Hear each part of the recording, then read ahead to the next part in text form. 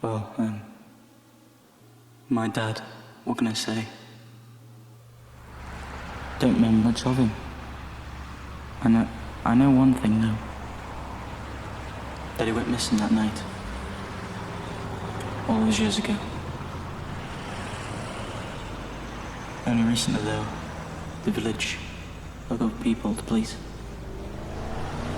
found the letter. The letter told the story of what happened to my father. And well, this is what happened. Oh, yeah, on my way. He was going to a friend's. Same place, yeah? No, it should be about 5. Well, half an hour? Okay. It's about 9 o'clock. Or 7ish, I'm not too sure. I knew it was getting late. He was in a bit of a hurry as well.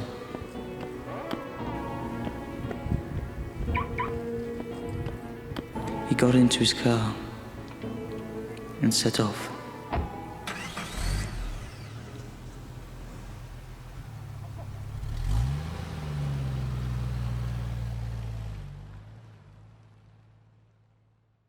That night, no one would ever see him again. No one at all. We just drove off into the night.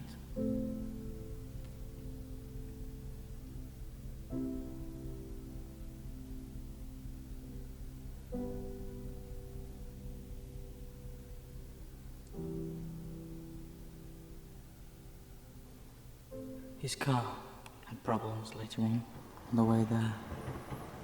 It broke down. I don't know why. He never said in the letter. It just broke down. On a lane somewhere.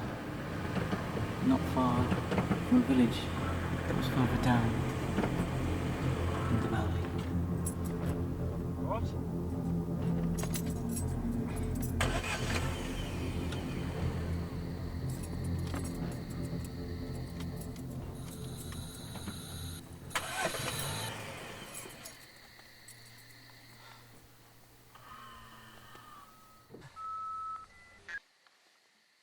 Hi, yeah, it's Dave. My phone's about to die, but my car broke down. I'm gonna go and see if I can get some help, but I hopefully won't be long. It must have been about 9 o'clock. It was getting cold, as he wrote in his letter. He was scared, nervous, a bit eerie. Maybe that's why. The dog gave him a bit of a fright.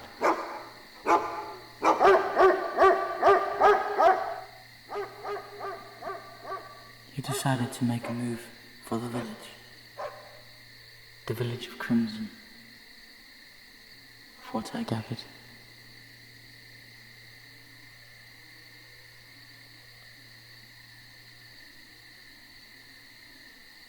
The village had untold legends of people disappearing near it.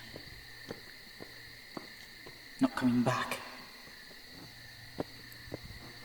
into the village, even though people were believed to live there. No one had really been seen in or out of it for years. Was he making the right decision by walking into it? I wonder. I think not. Maybe if he never walked into that village that very night, he'd be still with us today.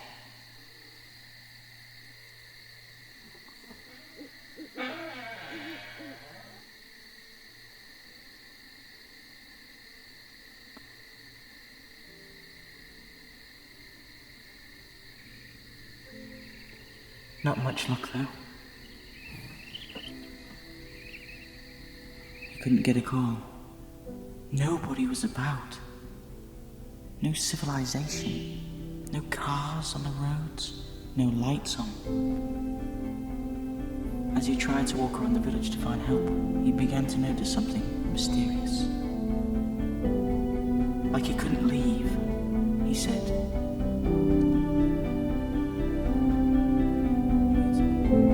His mind spiraling out of control. Confusion. He was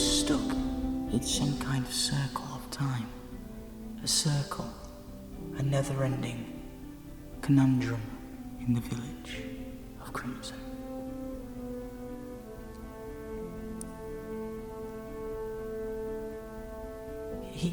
He'd been there before. He knew it. He was stuck in some kind of time, Paul. Some kind of time loop, as such. It was as if time had stopped, and he couldn't figure his way out.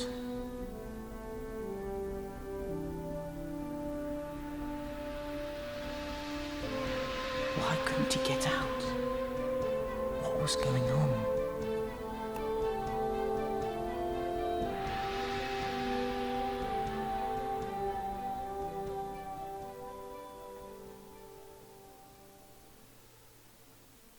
Three hours later, or 3 weeks later, I don't know. May have been weeks, months, could have been years, but I'm not sure. He could have been there for days, weeks, years. I'm repeating myself. What a coincidence. What a dark confusion. Why couldn't he escape? What stopped him from leaving? What? But there was a horse, he said. Horse, but nothing else. Why a horse? Why out of all animals would be one stray horse doing nothing? Why? What was he doing? Why couldn't he just leave? It was becoming apparent. He was trapped. He was trapped in this time ball, in this time loop, in this time conundrum. He said he went back to the phone box about 500 times. And by this time, he obviously didn't know what he was doing. He was losing his mind. Some people may say he was tired.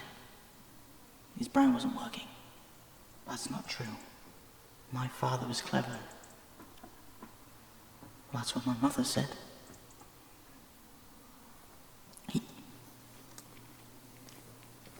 He said that he'd been there for years, but he wasn't sure how long. He said it felt like minutes, but he started to become apparent. He was there for longer than he seemed. Something wasn't right.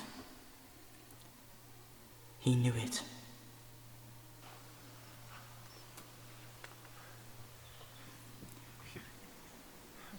He said he was getting scared. He went to write the letter. But he couldn't remember writing it. He said he was confused. He left the letter. But he'll never know what happened to this day.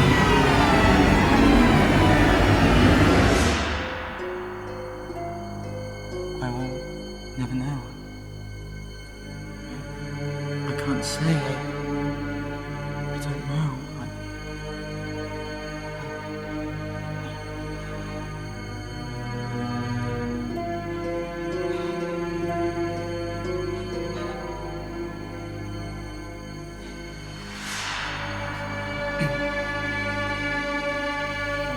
Thank you. You may leave.